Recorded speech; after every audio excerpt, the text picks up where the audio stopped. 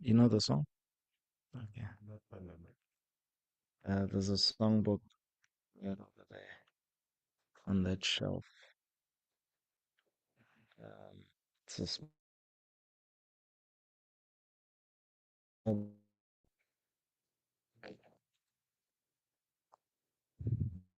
Well, I guess you can read. You don't have to play cartels then. Yeah. Radha Madhava Kunjabi Radha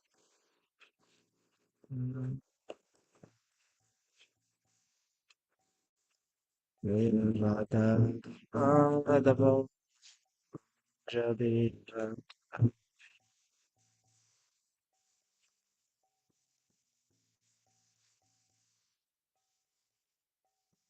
It's not there. Let me have a look for you. Let's see.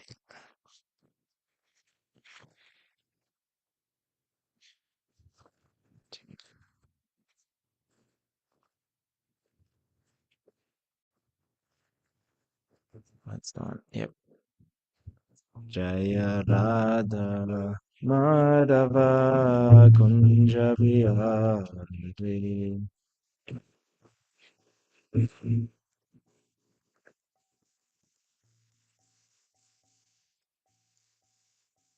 Jaya Radha Madhava Kunja Bihari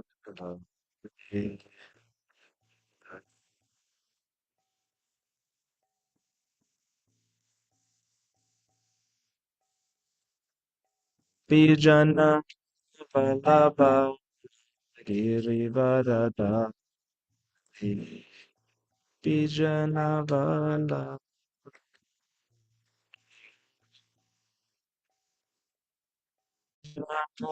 Vallabha Girivardhari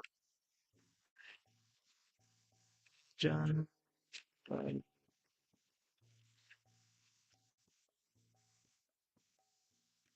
Yashodanandana Bhaja Jana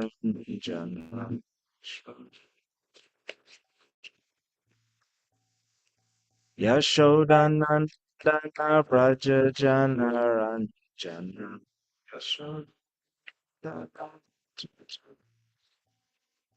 Yamunadira Vanacha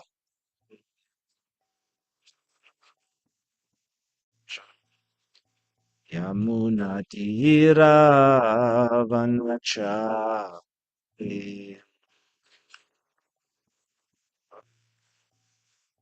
Jaya Radha Madhava Javiya Dava Javiya Radha Madhava Javiya Jaya Radha Dava Gopijana Vallabha Girivardhara Gopijana Girivardhara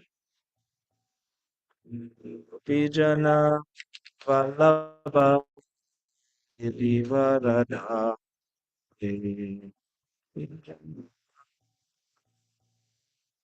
Girivardhara Yashodanandana Braja Jana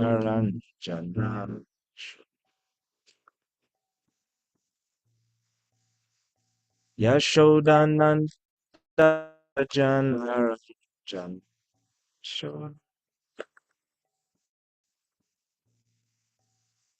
Yamuna Tira Vanacha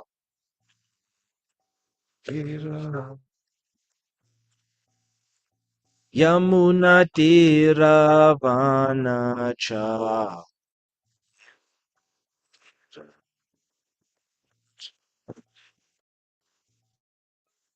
Atha Madhava Javiya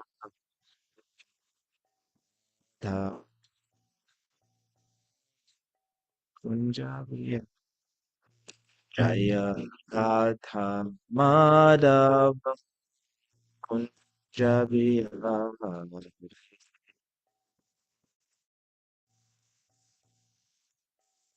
Jabi Jaya Radha Damodar Radha Damodar Shira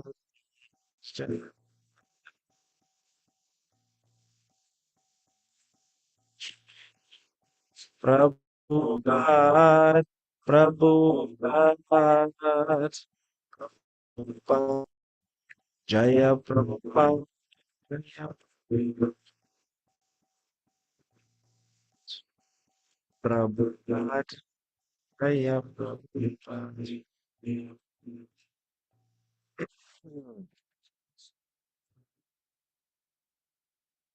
Do you have a device with you? Yeah. You have a Bhagavatam on it? Okay. All right.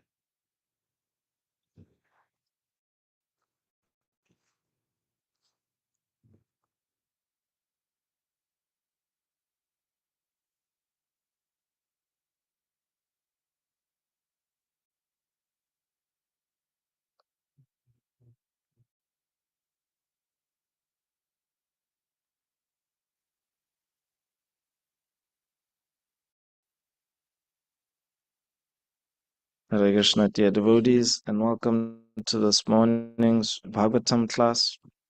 We are reading from Canto 6, entitled Prescribed Duties for Mankind, Chapter 5, Narada Muni Cursed by Prajapati Daksha, text 12. So that's 6, 5, 12. Yeah. Oh, are you connected? To the guest Wi-Fi. Yeah, it should. You should be able to connect. Otherwise, you can just use this. So you can follow here. Yeah, text. I'll read from here. Thank you. All right.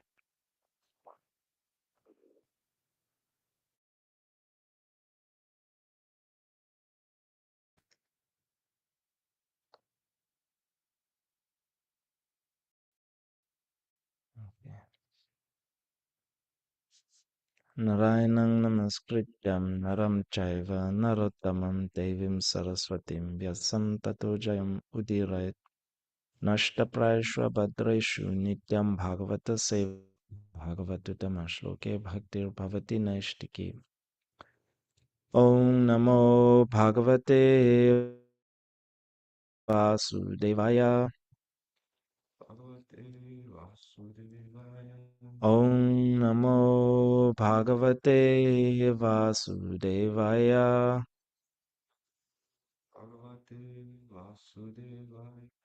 Om namo bhagavate vasudevaya.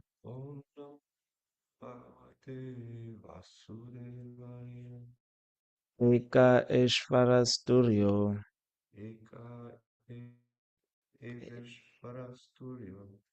Eka Eveshwarasturyo.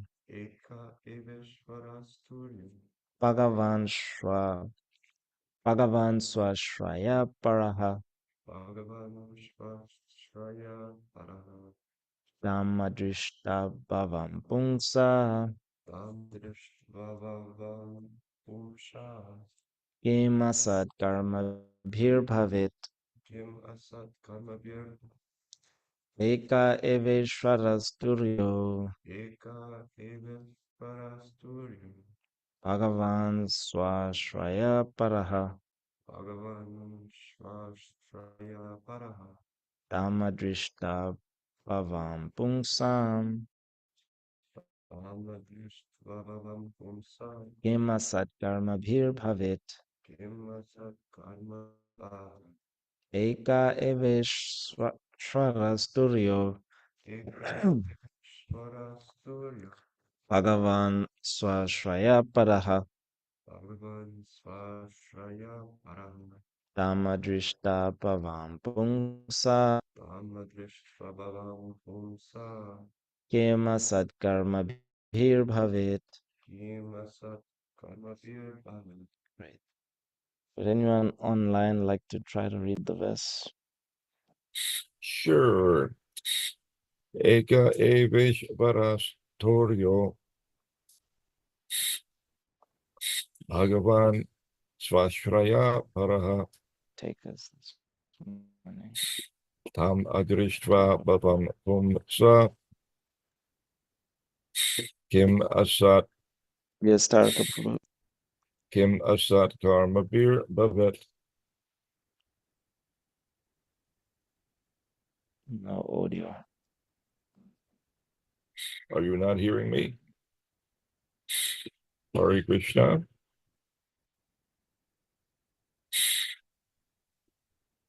We can hear you on our end, but maybe not on the temple's end. On here, a thing. Thank Can you. everybody hear me online? I hear you. I just can't hear anyone online.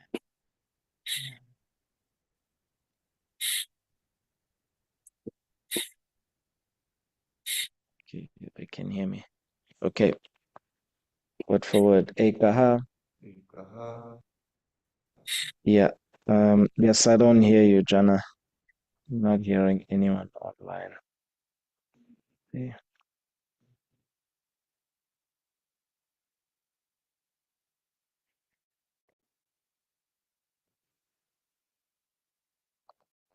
A little bit later. One. Eva, indeed. Ishvaraha,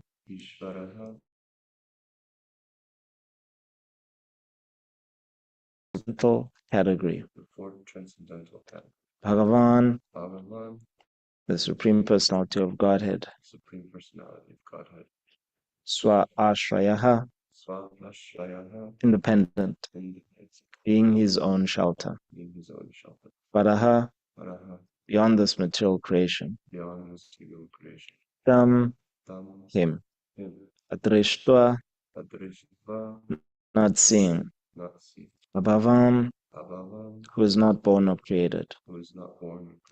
Pungsaha, of a man. Kim, what benefit? Asat karma bihi, with temporary fruit of activities. Bhavid, there can be. Translation. Narada Muni had said that there is a kingdom where there is only one male. The Haryashvas realized the purport of the statement.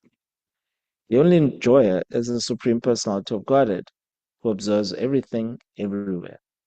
He is full of six opulences and fully independent of everyone else. He is never subject to this material creation. If the members of human society do not understand him, the Supreme, through the advancement in knowledge and activities, but simply work very hard like cats and dogs all day and night for temporary happiness, what will be the benefit of their activities? Please repeat.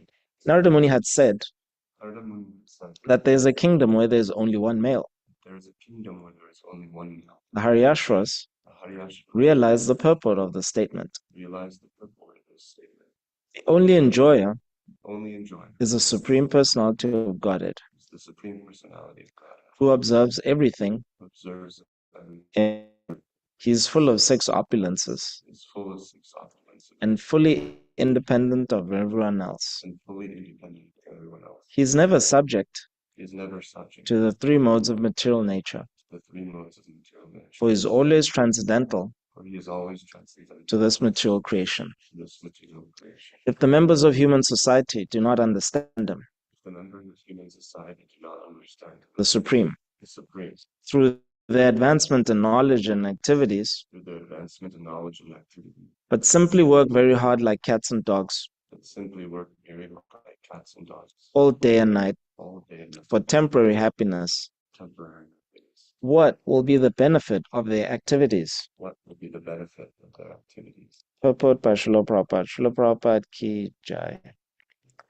Narada Muni had mentioned the kingdom where there is only one king with no competitor, the complete spiritual world, and specifically the cosmic manifestation has only one proprietor or enjoyer, the Supreme Personality of Godhead, who is beyond this material manifestation.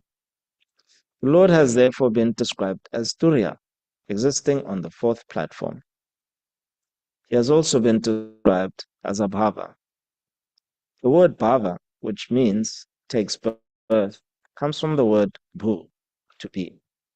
As stated in Bhagavad Gita 8:19, Bhutva Bhutva Praliyate. The living entities in the material world must be repeatedly born and destroyed. The Supreme Personality of Godhead, however, is neither Bhutva nor Praliyate. He is eternal. In other words, able to take birth like human beings or animals, which repeatedly take birth and die because of ignorance of the soul. The Supreme Personality of Godhead, Krishna, is not subject to such changes of the body. And one who thinks otherwise is considered a fool. Avajananting mangmudha manushing tanum shritam. Narada Muni advises that human beings not waste their time simply jumping like cats and dogs, like cats and monkeys without real benefit.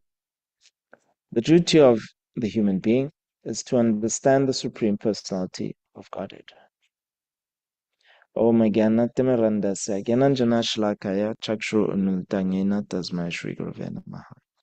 Nama Om Vishnu Padaya Krishna Prashtaya Bhutale Shmulanta Swami Niti Namini. Namaste Saraswati Devi Gauravani Pracharni Navishesha Shunyavadi Pastityate Shatarni. Jai Shri Krishna Chaitanya Prabhu Nityananda Shri Advaita Gadadhar Shivasari Gaura Bhaktivinoda. Hare Krishna Krishna Krishna Hare Hare Hare Rama Rama Rama Hare Hare. Eka eveshwarasturyo Bhagavan Swashraya Paraha Amadrishta Bhavam Pungsang Kima Satkarma Bhir Bhavet. Narada Muni had said that there's a kingdom where there's only one male. The Haryashvas realized the purport of the statement. The only enjoyer is the Supreme Personality of Godhead, who observes everything, everywhere.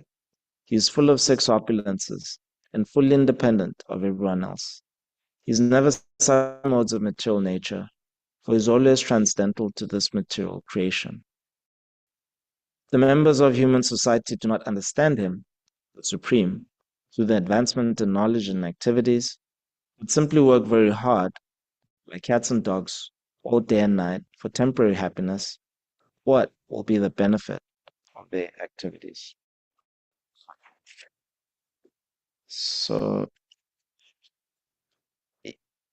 just before we begin, so we have to the devotees online, we have a new resident, Ryan from California, and he has taken up residency here at Gita Nagari.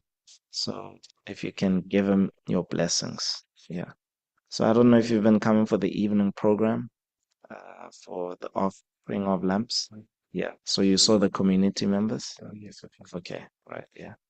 So Narada Muni in this chapter is asking, he's posing a rhetorical question, both to the Haryashvas and to us as well. We are getting the benefit through Shukadev Goswami, through the Parampara of hearing this analogy that he's describing to the Haryashvas.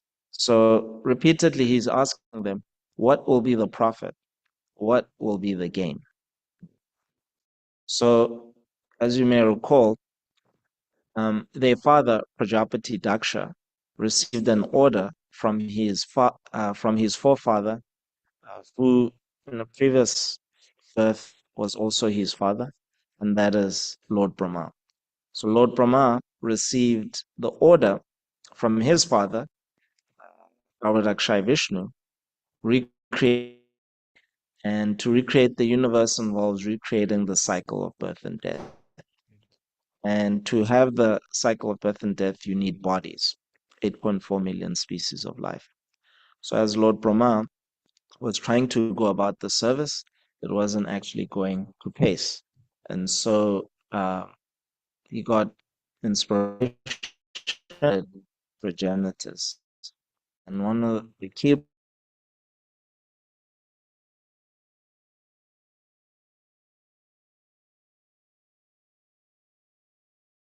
progenitors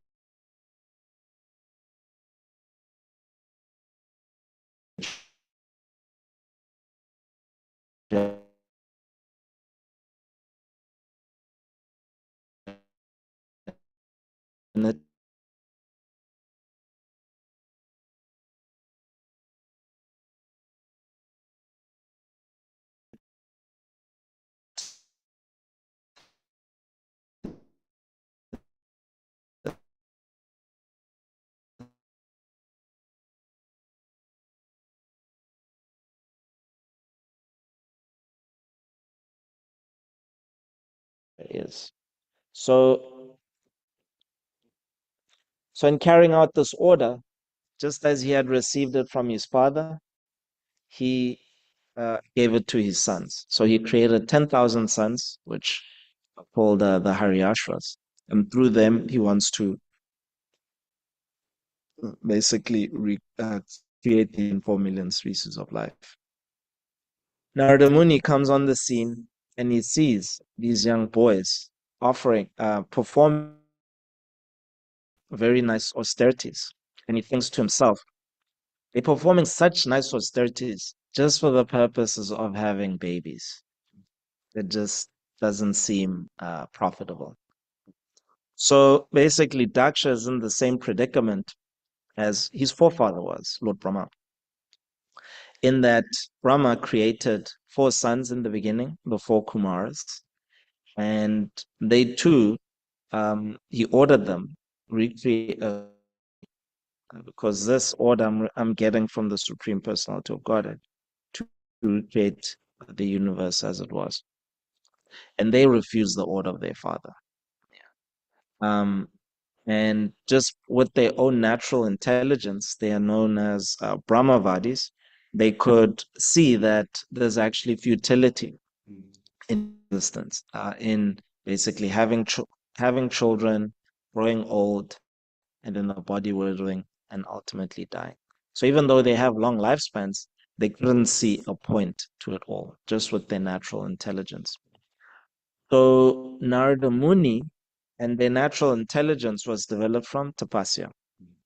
And so they remained in a baby-like bodies, and therefore they don't grow old.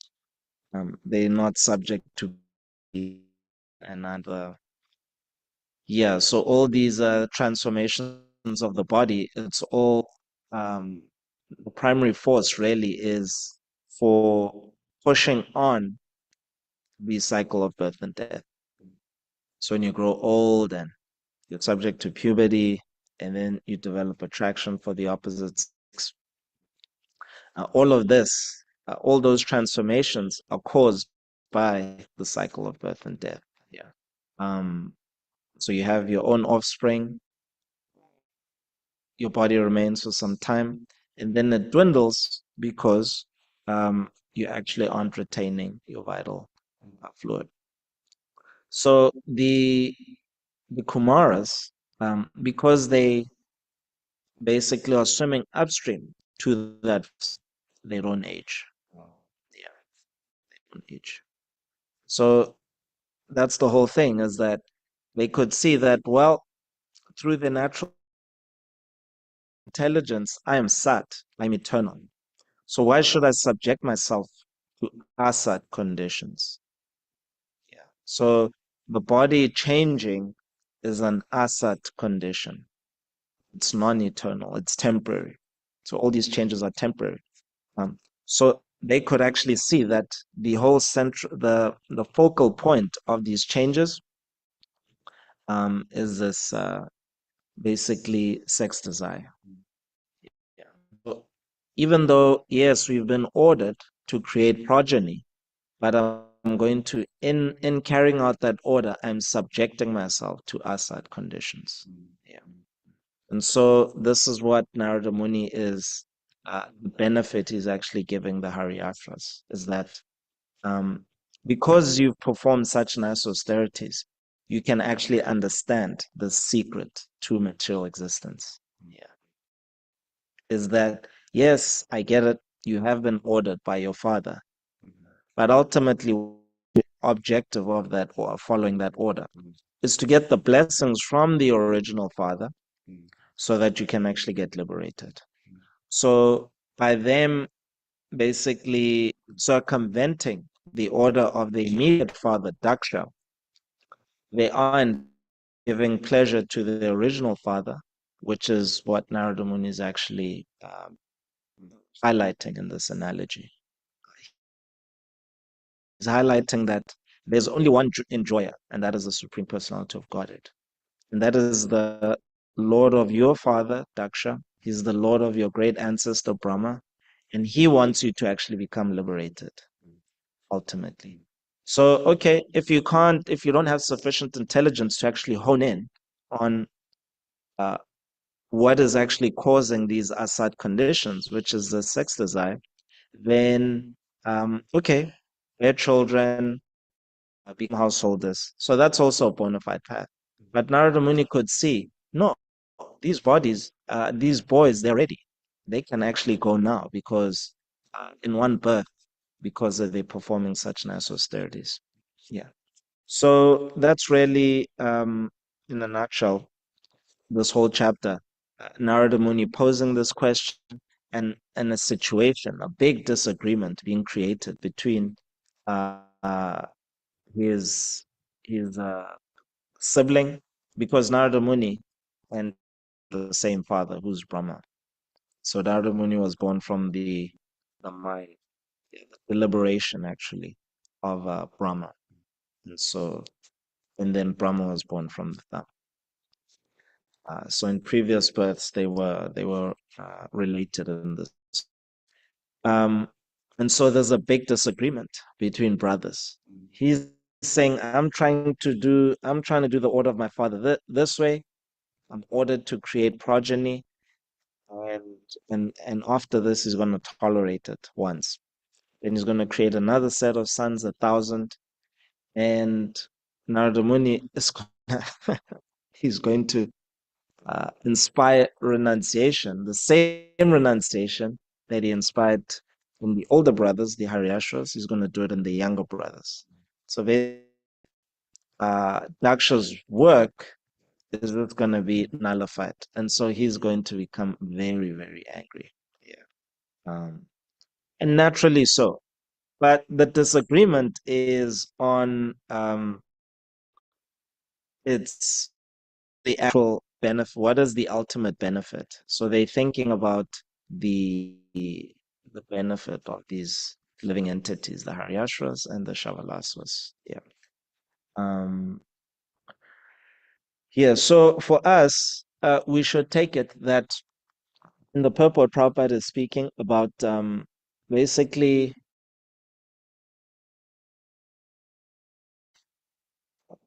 in order for you to understand um, this point that Bhutva Bhutva Praliyate, that the living entities are coming into being.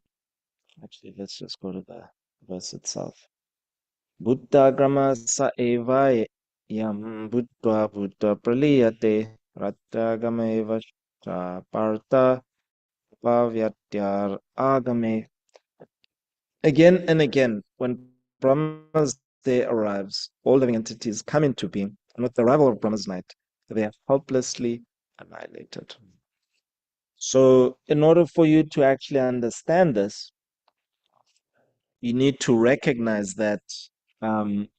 So, when studying existence, so this is ontology. This is a branch of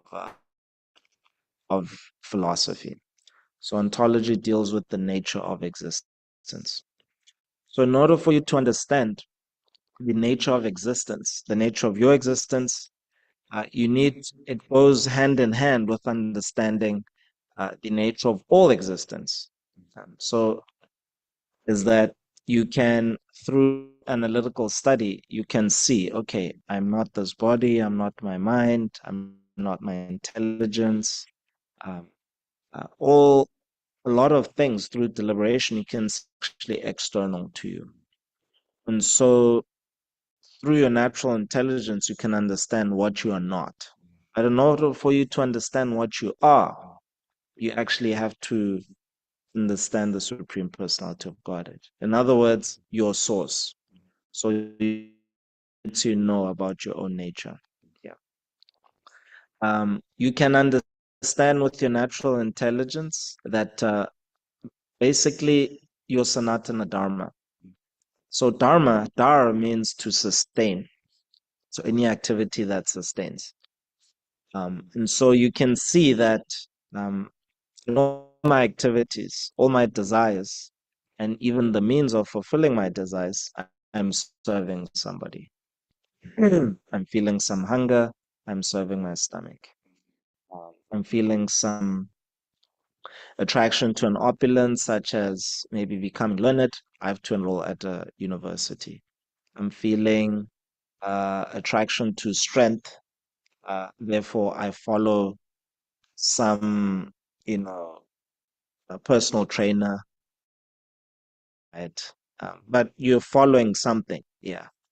You become attracted to wealth, then you either work for money, but then you realize trading in hours for dollars is not really the way to actually become wealthy.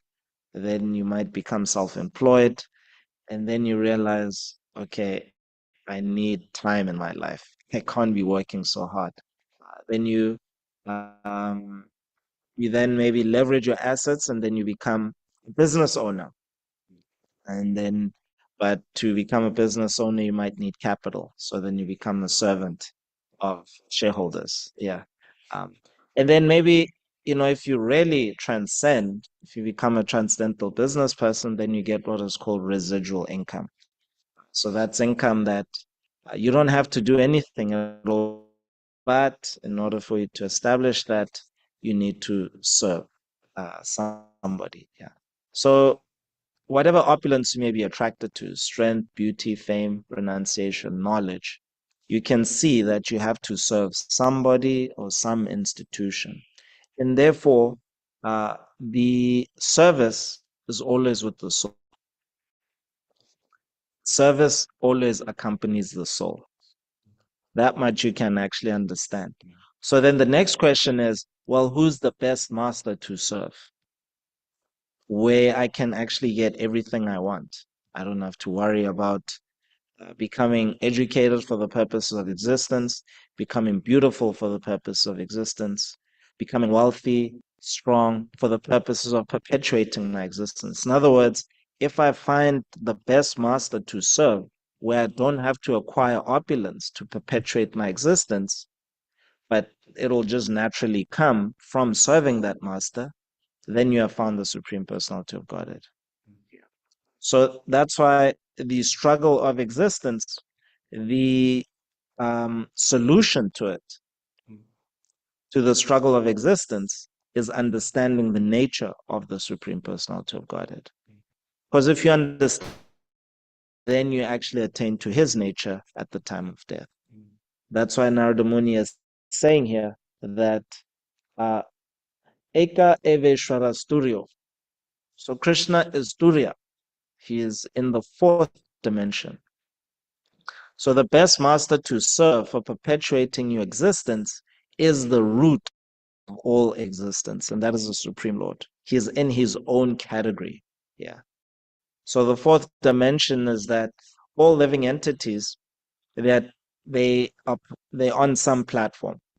Uh, either you're in the three modes of material nature, um, and I mean, one of our scholars on the call will tell us why the Lord is called, what are the other three categories? Um, yeah, I think yeah, I just don't know what the other three, I can only try to extract, basically interpolate But basically, if you think living entities are taken out of three modes of material nature, that's a platform of existence. And then the Lord is on the Vishuddha Sattva. He actually category in that he emanates these platforms. So there's the marginal potency, there's the supreme, there's the eternal living entities, eternally liberated, eternally conditioned, marginal, etc. So there's different categories of existence, but the Lord is always in another one because he actually emanates these different categories. So by understanding that the Lord is actually the only enjoyer, you can see that there's actually futility. You see it. What the Haryashvas have seen, they've seen that this is actually futile with their own natural intelligence. So yes, I may execute the order of our father in this birth, but what about the order of our original father? Um, and then using this lifetime because, well, we somehow are very fortunate to understand these subject matters. Can't I just utilize my this birth for understanding the order of our original father? So that's what is going to be happening and taking place. So in chapter 59, Prabhupada explains the concept called Apavarga. So Apavarga is another Sanskrit name for salvation. And Apavarga refers to 5 letters. Pa, Ba, let's see. Yeah. Pa, Pa, Ba, Bha, and Ma. So Pa stands for defeat. So because you have to take birth again, everything that you accumulate is can't take it with you into your next birth. Either, and even in this lifetime, you may be defeated. So either you can lose, your 401k retirement value, or you can lose your health. A lot of people lose their life while alive due to bad health, metabolic disease, this and that. Yeah. So there's a lot of defeat in this world. Pa is taken from the word pena. So pena is the foam which is found on the mouth of a horse. And so, a lot of us, we've experienced, dry lips, even like sometimes, foam can like saliva can like encrust on the corner of your lips and then you can feel it and you can even see it. It like forms a whiteness. So with horses, it's even more. So that result, and usually when we feel that, it's because we've been working or we're like trying to concentrate for long periods of time. So horses, they get it even more. And so the foaming is just hard labor. Like people nowadays, for the last few years, they've been complaining prices. Price of living since COVID and the government lockdowns has just been really high. So people are working 2 jobs, even 3 jobs. Some people have to basically they have a mortgage and then they have a medical mortgage, which is paying medical bills for the rest of their life because they had to do this surgery, then that surgery, because yeah, the medical industry in this country is very exploitative. So this is pena or pa.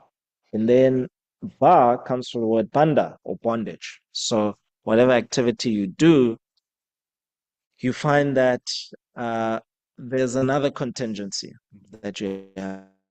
If you want whatever desire you want, you have to control so many other things to get that.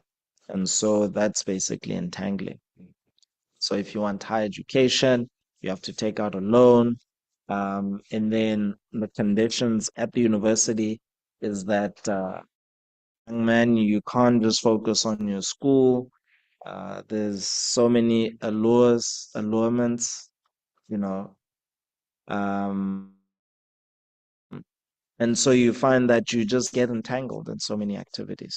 Yeah. So whatever thing that you want, you can't just go straight for it. There's other things that, you get entangled. Then ba comes from the word hiti, or fearfulness. So fearfulness it arises because as you're trying to control and get these things to achieve your objective, um, there's always a sense that, is it enough? There's always a sense of a shortage. Yeah, it's never enough, Am I doing enough work to prepare for the test? My, even most like people with metabolic diseases, which arise from poor, digestion, they just like overeat. Yeah. So did I eat enough? Okay, I'm eating now, I'm feeling full, but I know I won't be able, I need to work, and then yeah, I'm gonna go with several hours without eating, and then people just have a tendency to overeat. Like, okay, well, my next meal is 3 hours, so let me overeat and feel full. As a result, it results from, yeah, so many problems. Ma is taken from the word. Ultimately, everybody's gotta die. Yeah, and so this so the word pavarga signifies a struggle for existence and a meeting with defeat, exhaustion, bondage, fearfulness, and at last death. So the Haryashvas could understand this, that yeah, we can execute the order of our Father in this lifetime, but we're going to meet with these conditions. Therefore, let's uh let's not engage. Yes. So Krishna is so with us, basically this questioning by the Narada Muni, what will be the profit? What will be the gain of executing different instructions and activities of family members, people related to our bodies? What will be the gain? Basically, this is to create an interest in liberation. Yeah. So this word, apavarga vardhanam. So this is how, let's see, apavarga vardhanam. So this is a Sanskrit term which means about liberation. Yeah. Yeah. So increasing cessation. So questions about liberation. This Kapila Dev expresses it to his mother as his mother's actually posing different questions at the start of the exchange. And so this is really what this Krishna consciousness movement is about. To just as Narada Muni created an interest in liberation in the Haryasvas, so similarly, all the activities we do, from waking up, chanting our rounds, coming here to Bhagavatam class, looking at Sri Shurada Damodar, and then performing devotional service. It's all to stimulate this apavarga vardhana, an interest, a strong interest in liberation. And the thing with is that if you, just as there's compound interest in finance, so you put a little bit, and over time it becomes so much. So you earn in the first year, you earn 5%, and then you take that value 5% on $1,000, which is, I guess, $50. Then that 1,050 back, and then there's more interest added on that principal, on that 1,050, and then it just grows over time. So in the same way with this apavarga vardhanam, is that by you continuing to engage in sadhana bhakti, it compounds the interest. Your interest in liberation compounds. And this month of Kartik is basically a month where the interest is higher. Interest rate on your on devotional service, it's higher. Yeah. So everything gets multiplied even higher. things get multiplied by 1,000 in this month. So, taking a vow during the month of Kartik means that you want to cash in, get a high interest. Yeah. And so if you've taken a vow of chanting, you want to have your rounds, your minimum quota chanted by a certain time of the day, or you want to chant extra, or you want to read, Srimad Bhagavatam. This is the month to cash in. That's what you want to do. Yes. So Damodar is advertising his loving pastimes with the Lord. So not only is he showing his opulence as a supreme enjoyer, as Narada Modi is explaining to the Haryashvas, but he's showing that enjoyment, my devotees even get more enjoyment. And so is trying to bind him with rope, and everybody's looking. And so Mother Yashoda, through her perspiration, it's not apavarga. So even though Mother Yashoda is struggling to bind the Lord, she's not like foaming like this Pena that we are speaking about. That exhaustion she's feeling, trying to actually bind the Lord, it's all driven by love. That if I don't he and this child is completely dependent on me, he might not actually get a suitable partner to marry. That's how she's thinking.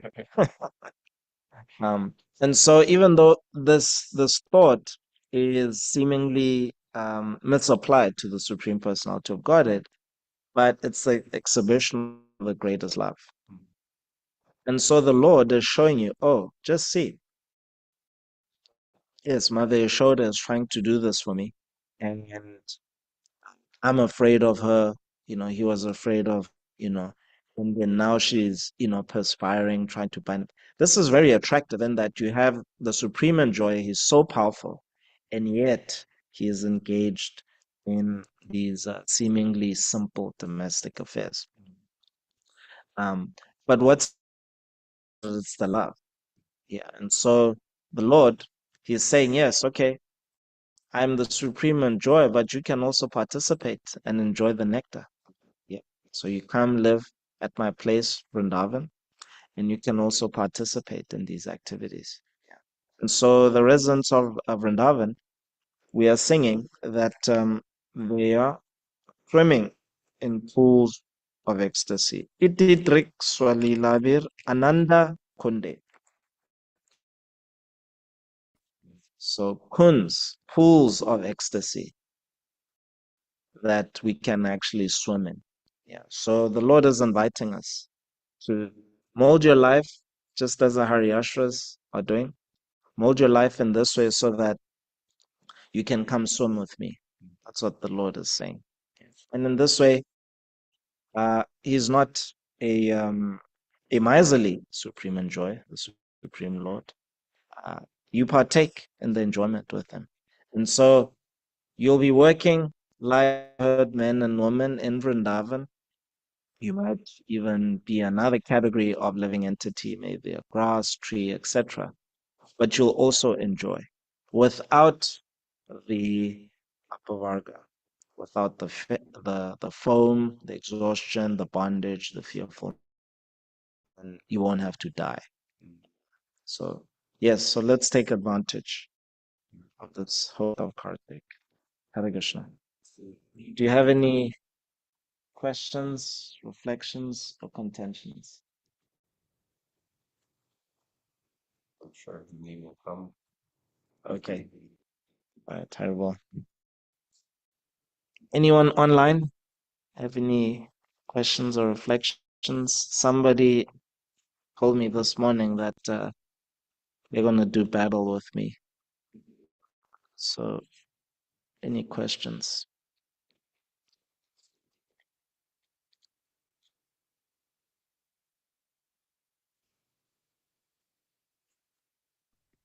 Can you hear us, Agari Krishna? Yes, I can hear you. Thanks, Prabhu. I don't know how it got resolved. Okay. Yeah, thanks for a nice class. I was just reflecting on how Narada Muni saw the qualification of these boys because of their austerity, and it reminded me of Lord Chaitanya meeting Prakashananda Sarasvati and those Mayavadi sannyasis. But he also thought they're very qualified because they perform austerity and they study the Shastra. So it seems that tapasya, or austerity, really wipes the slate clean so that we can become qualified for serious spiritual advancement in any condition. And that's it. That's the end of my reflection. Thanks for a nice class, Prabhu. Oh, and Thanks for I think you were asking about the 3 types of energies I put in the chat. Perhaps you were referring to the Antaranga Shakti, Bahiranga Shakti, and Tatashta Shakti. Oh, that's it. Yeah, you got it. Jai. Yeah, so the Lord is Turya. So he's in the 4th dimension. So the 3 dimensions, as Yashodev Prabhu has pointed out, is the Antaranga Shakti, which is internal, the Bahiranga, which is external, and the Lord is above this. Yeah, he's in his own category. Thank you so much, Yashodev Prabhu. So yeah, maybe one day, Prabhu, you'll get to meet Ryan. He can come over to your preaching center in State College. So Yashodev Prabhu has a preaching center about an hour away from here. Yeah. Every Thursday. So today is Thursday. I don't know if anyone is going to the kirtan. We can see if we can arrange something. Yeah. Any other reflections?